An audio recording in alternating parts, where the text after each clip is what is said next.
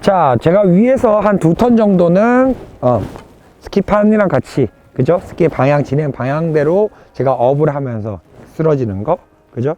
그리고 두 번째 탔던 게 턴 끝나고 나서 내가 상체를 조금 더 아래를 보고, 그런데 이게 기준이라고 보시면 돼요. 스키를 바라보고 있는 쪽으로 내 중심을 넘긴 상태에서, 옮긴 상태에서 안으로 쓰러지는 게 이게 기준이에요.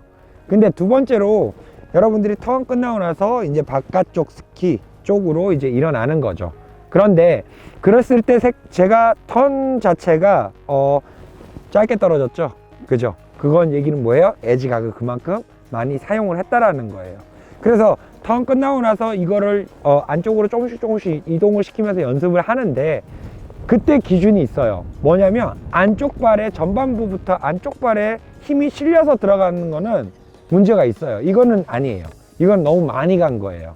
전반을 연습을 할 때는 턴 끝나고 나서 기준, 그 다음에 조금 더 안쪽, 조금 더 안쪽, 그러면서 연습을 하는데, 거기보다 내가 좀 더 안으로 들어가는 거는 그거는 실패 안 되는 거죠. 항상 기준은 바깥쪽에 그립력을 가질 수 있는 범위 내에서 나의 중심을 좀 더 계곡적으로 바라보는 거예요. 그렇기 때문에 던지거나 밀거나 그러면은 절대 안 됩니다. 자, 우리가 그 전반부를 지나서 이제 동작하는 구간, 다운을 해야 되는 구간을 설명을 해드릴 것 같은데요. 그 타이밍적인 게 있어요. 그게 언제냐면 폴라인을 기점으로 해서 폴라인이 9시, 3시, 그리고 나서 1시간 전, 1시간 전 10시랑 2시 부분에서 우리가 다운을 들어가야 돼요. 그러니까 폴라인에 와서 들어간다라는 거는 늦은 거예요. 그게 아니라 폴라인 전에 다운을 하고 그리고 폴라인을 지나가야 돼요. 폴라인에서 다운해 버리면 다운을 하다 말고 더 내려가지 않고 높은 자세로 후반을 맞이하게 돼요. 그러면 후반에서 가장 큰 힘이 발생되죠. 위에서 아래로 당기는 힘의 외력에 내가 잘 버텨야 되는데, 잘 버티질 못하고 어떻게 되겠어요? 자세가 낮지 않고 높으니까 못 버티고 턴이 길어지는 거예요. 그래서 속도가 더 많이 나거든요. 그렇기 때문에 다운하는 타이밍이 빨라야 돼요. 여러분들이 생각하는 것보다 좀 빨라야 돼요. 언제? 1시간 전에 빨라져야 된다는 거를 꼭 이해하시길 바랍니다. 타이밍적인 거를 그렇게 맞추는데, 자세적인 부분에서 말씀을 드리면 우리가 전반에 아무래도 기울기가 들어가겠죠. 왜냐면 발바닥을 이용해서 턴을 만들어내면 내 축 자체가 몸이 이렇게 안으로 쓰러지기 때문이에요. 그럴 때 안쪽 다리가 어떻게 돼요? 힘이 실리면 안 되겠죠. 바깥쪽 다리에 힘이 딱 실려 있는 상태로 내 축이 쓰러져야 돼요. 이때 내가 엉덩이를 정확하게 앉으면서, 우리 업다운의 형태로 생각을 하셔야 돼요. 그런데 바깥쪽 다리가 구부러지지 않고 업다운의 형태가 돼야 되거든요.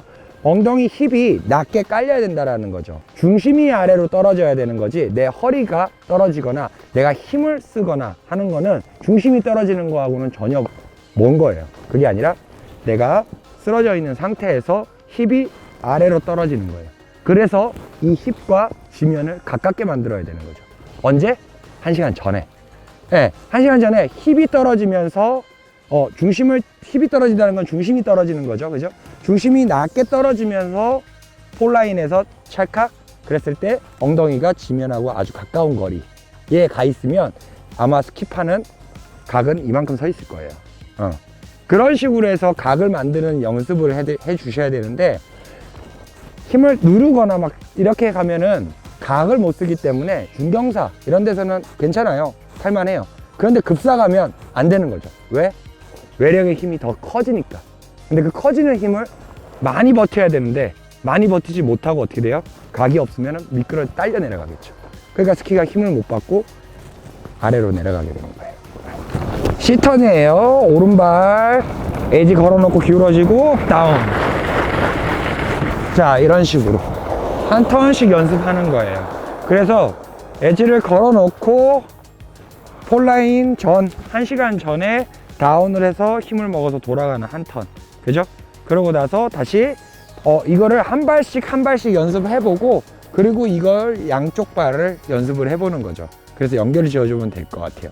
근데 여러분들이 에지를 걸고 나서 내가 중심 자체가 안으로 쏠려 있으면 바깥쪽 축이 살아있지 않고 안쪽에 체중이 실려 있잖아요. 그죠? 그러면은 안쪽 다리가 구부러지지가 않아요.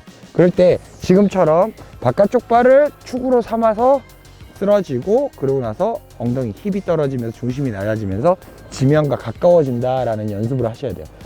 두 번째, 턴을 해가지고 갔을 때 턴 끝까지 바깥쪽 발을 계속 누르고 있어야 돼요. 그죠? 체중이 계속 그쪽에 실려 있어야 돼요. 그런데 그렇지 않고 다운 해가지고 안으로만 너무 들어가려고 그러면은 바깥쪽, 안쪽 다리는 구부러졌는데도 불구하고 바깥쪽 다리에 힘이 없어서 탈탈탈탈탈 거리는 모습은 오히려 역효과예요. 오히려 그거는 들어가는 걸 좀 줄여야 돼요. 연습하실 때 좀 줄이고 바깥쪽 축을 딱딱하게 만든 상태에서 안으로 들어가는 연습을 하시는 게 좋을 것 같습니다.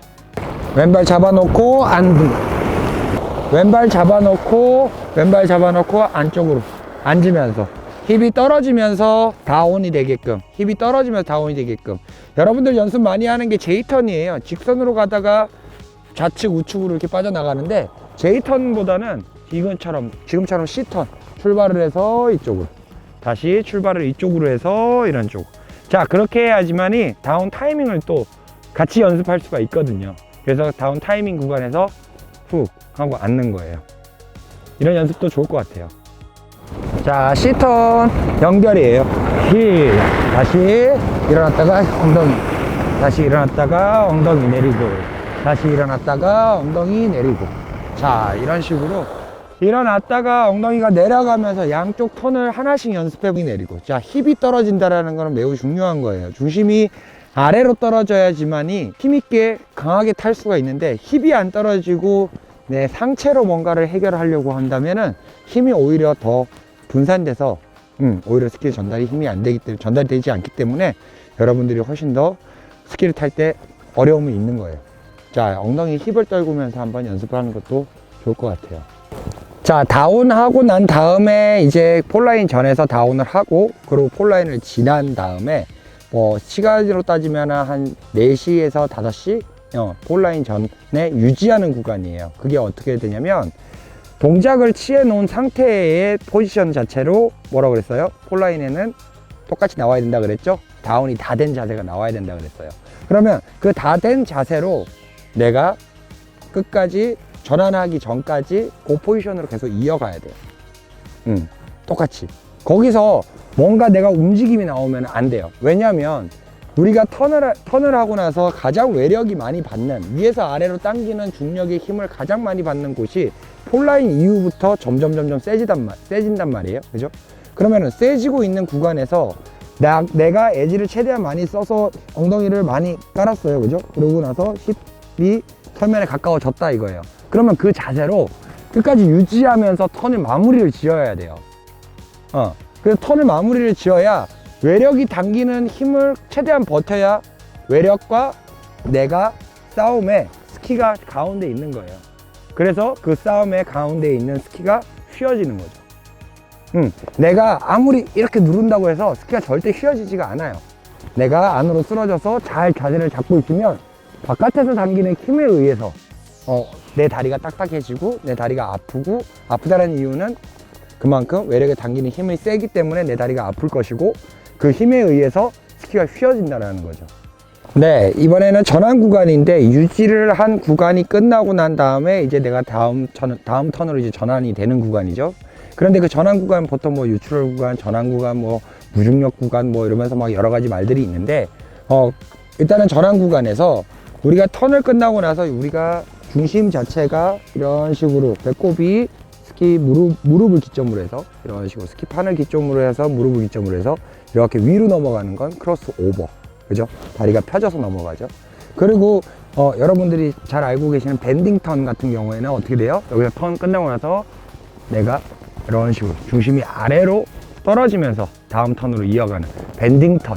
그죠? 그러면은 크로스 언더. 네, 크로스 언더라고 얘기하죠. 그리고 제가 타는 방식은 반발력에 의해서 스키판도 내 몸으로 들어오고 내 중심도 넘어가고, 형태는 이런 형태예요. 턴 끝나고 나서 중심이 이런 식으로. 자, 밴딩 형태랑 비슷하죠. 그죠? 그러고 나서 이렇게 뻗어지는 것도 똑같아요.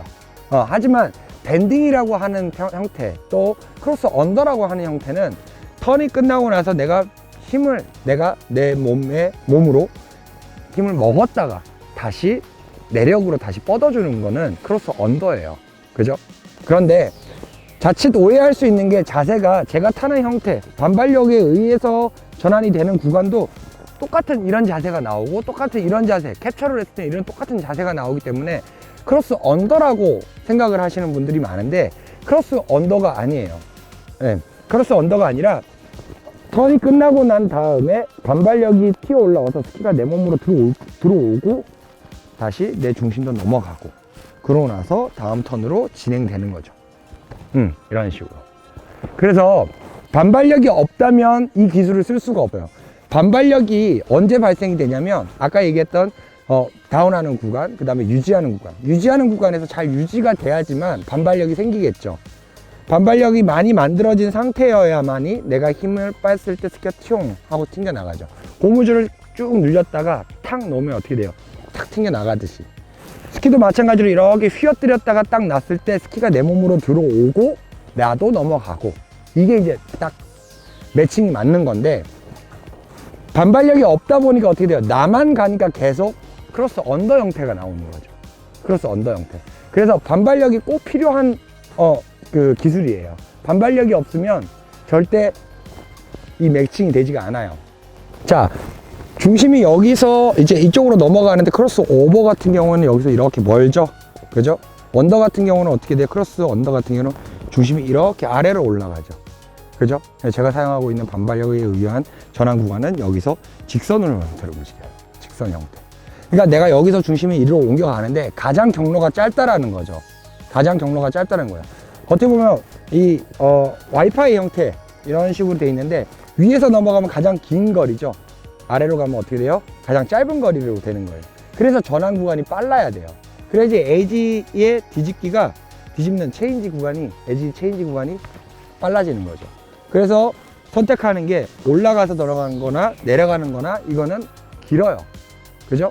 구간이. 여기서 직선 거리로 가는 게 가장 좋아요. 그래서 직선 거리로 가는데 턴 끝나고 나서 여기서 직선 거리로 이런 식으로 움직이는 거죠. 여기서 이것도 아니고 여기서 이것도 아니고 중심이 직선 거리로 가요. 그래야지 뒤집기가 빨라지면서 스키가 그때 추진력을 받아서 빵 하고 튀어나가는 거예요. 그걸 생각을 해주셔야 돼요.